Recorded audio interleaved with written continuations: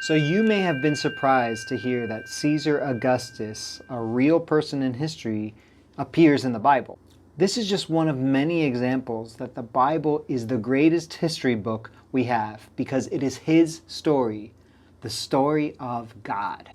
Just like with Caesar Augustus, there is another man from history that appears in the Bible, and his name is King Herod. Now, we know that King Herod was a man that did a lot of things to get power and to stay in power. And we're going to see in today's story just how far he went to make sure his power was not taken away. Let's find out. Just like we saw last time, in this story, God once again uses messengers to carry out his plan and his will. It all began when a group of men from the east called Magi came to Judea.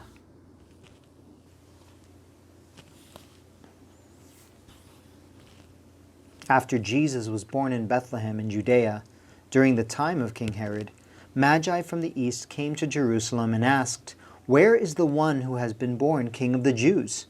We saw his star when it rose and have come to worship him." When King Herod heard this, he was disturbed, and all Jerusalem with him. You see, King Herod was constantly in fear that somebody was going to take away his power. He had never really been a real king, but he was made the king by the Romans.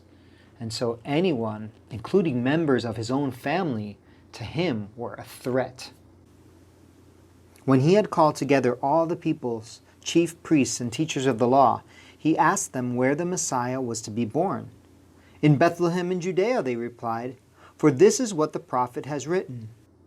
But you, Bethlehem, in the land of Judah, are by no means least among the rulers of Judah, for out of you will come a ruler who will shepherd my people Israel." Then Herod called the Magi secretly and found out from them the exact time the star had appeared.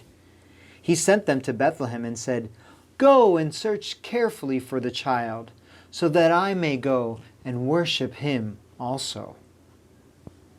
Herod was not telling the truth. He planned to use the wise men to find the promised seed and kill him. After the Magi had heard the king, they went on their way, and the star they had seen when it rose went ahead of them until it stopped over the place where the child was. When they saw the star, they were overjoyed. On coming to the house, they saw the child with his mother Mary, and they bowed down and worshipped him.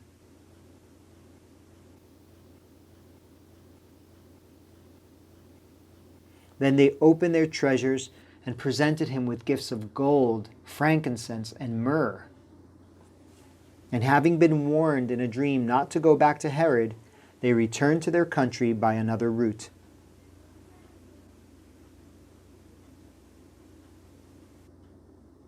So you see, God sends messengers to talk to the Magi and warn them not to go back to Herod, so Herod would not know the exact location of Jesus. Now when they, the wise men, had departed, behold, an angel of the Lord appeared to Joseph in a dream and said, "Rise, take the child and his mother, and flee to Egypt, and remain there until I tell you, for Herod is about to search for the child to destroy him."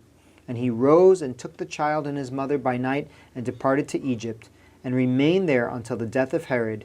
This was to fulfill what the Lord had spoken by the prophet, "Out of Egypt I called my son."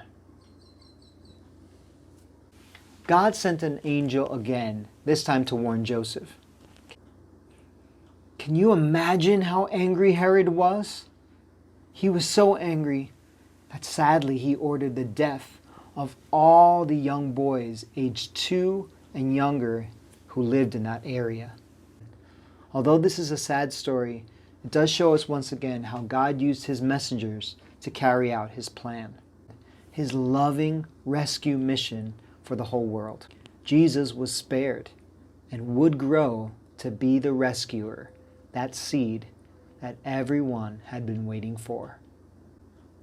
I wonder if you know that God sometimes uses hard and difficult situations for his purposes. I wonder if you know that God is in control no matter what. And I wonder if you know that you can trust God's love for you, that special message of love that He gave us through His Word, the Bible. Because whoever believes in the Son, in Jesus, has eternal life.